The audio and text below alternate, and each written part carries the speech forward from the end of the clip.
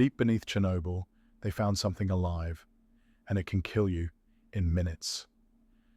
When Reactor 4 exploded on April 26, 1986, the entire world believed the worst of the disaster was happening above ground. They saw the flames rising into the night like a pillar of fire. They saw the smoke turning the sky into a swirling grey fog. They saw the firefighters climbing ladders that glowed red beneath their boots. They saw the abandoned Ferris wheel in Pripyat, the empty apartment windows, the toys left on kindergarten floors. All of it looked like the end of the world happening out in the open, where anyone could see it. But the real horror, the part no one saw, the part no one even knew to fear, was happening somewhere else, not in the sky, not in the smoke, not in the burning rooms of the power plant. It was happening in the dark, in the basements beneath the reactor, in the low, narrow corridors that smelled of concrete dust and warm metal, down where the lights had already gone out and the only illumination was the soft blue glow of ionized air. After the explosion tore open the heart of Reactor 4, the nuclear fuel inside did not simply scatter into the air. It melted. It liquefied. It transformed into a hellish mixture, hotter than the core of a volcano. Uranium fuel rods, zirconium cladding, graphite control blocks, steel beams, sand, concrete. Everything fused into a liquid mass of glowing radioactive lava. A substance the world had no name for yet. A substance that behaved like molten glass and molten metal at the same time. As this impossible mixture grew hotter, it began to flow downward. It melted through the floors. It burned through pipes. It dripped into hallways. It chewed through steel like acid eats through cloth. Every second, gravity pulled it deeper into the building, toward the lowest levels where water had begun to pool. Water that, if touched by enough molten core, could flash into steam and explode with a force powerful enough to obliterate what remained of the power plant and bathe half of Europe in radioactive fallout. The scientists knew this. They knew the stakes. They knew that if the molten core reached the right chamber, the disaster that had already changed history would become something far worse, a continent-killing eruption. But they had no instruments left, no sensors, no cameras. The radiation had killed them all. So they had to do something unthinkable, send men into the basements, armed only with flashlights, bravery, and lies about the danger they were in. Those men entered the darkness with boots that splashed in radioactive water and hands that trembled around failing flashlights. Their Geiger counters chirped, screamed, and then went silent. Not because the danger was gone, but because the radiation was so strong it had just murdered the machines measuring it. Every breath tasted metallic. Every heartbeat echoed in the suffocating silence. Every step forward felt like walking into a place where life itself was thinning. They did not know that something monstrous had already formed ahead of them. When the molten core finally settled, it cooled into shapes no human being had ever seen before. It hardened into sculptures molded by chaos, black, glassy, twisted, frozen in mid-flow. The largest of these shapes lay in a basement corridor, a mound, a heap, a grotesque mass that looked disturbingly organic, wrinkled, fused, textured like the cracked, dry skin of an elephant, shiny like obsidian, heavy as stone. It looked as if it might shift its weight if you stared at it long enough. The first men who saw it did not have a name for it. They didn't have time to think of one. They only had time to take a reading, watch their instruments die in their hands, and feel a wave of heatless dread crawl across their skin. Later, someone would call it the elephant's foot. And the name stuck, because nothing else captures the silent brutality of what it is. Standing beside it means death, not the cinematic kind, not the dramatic fall-to-the-floor kind, a quieter kind, a crueler kind. One where your DNA begins tearing itself apart the moment the radiation touches you. You won't feel it at first. Radiation doesn't sting or burn.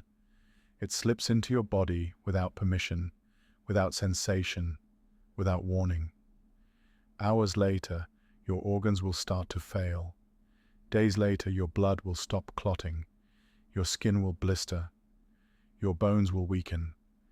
Your internal systems will collapse piece by piece, and then you will die. Beside the elephant's foot, this process is not slow. Standing there for 1 minute in 1986 meant your fate was sealed. Standing there for 2 minutes meant your body would begin to fail within days. Standing there for 5 minutes meant you were already a ghost walking.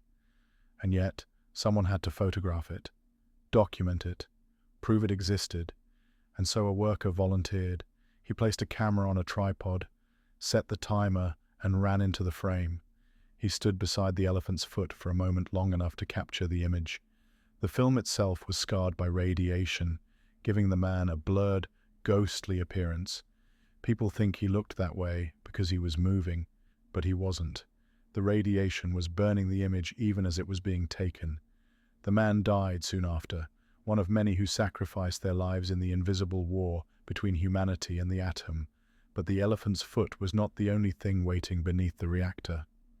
As scientists explored deeper, they discovered more corium that had splashed into corners, oozed down stairwells, and dripped into chambers that were never supposed to see light. Some of it cooled into thin, glassy sheets. Some collected into puddles that hardened like volcanic rock. Some formed bizarre ripples, as if waves of lava had been frozen in mid-motion. The basement of Chernobyl became a fossilized moment of catastrophe, a place where time stood still, where the walls themselves seemed to sag from the heat of the meltdown. Workers described the tunnels as caves, as melted corridors, as places where the building had melted into itself. Others said the shapes reminded them of something biological, like scar tissue or petrified muscle. The elephant's foot remained the largest and deadliest of these formations. Even after decades, even after time and decay softened its edges and cracked its surface, it remains one of the most radioactive objects ever known. It sits in the same spot it cooled in the same dead hallway, in the same silence. And though it no longer glows, though it no longer radiates the immediate death it once did, it is still dangerous, still poisonous, still capable of killing anyone who touches it. The basement where it rests is still a place of dread for workers. Electronics glitch when they approach. Batteries drain instantly. Radiation meters behave erratically, chirping in desperate, uneven rhythms. The air feels unnaturally heavy, as if thickened by something unseen. Some workers describe it as a pressure in their chest. Others say it feels like the silence itself has weight. Radiation does not create ghosts, but it creates places that feel haunted. Haunted by memory, by tragedy, by the 1,000 invisible scars carved into every inch of concrete.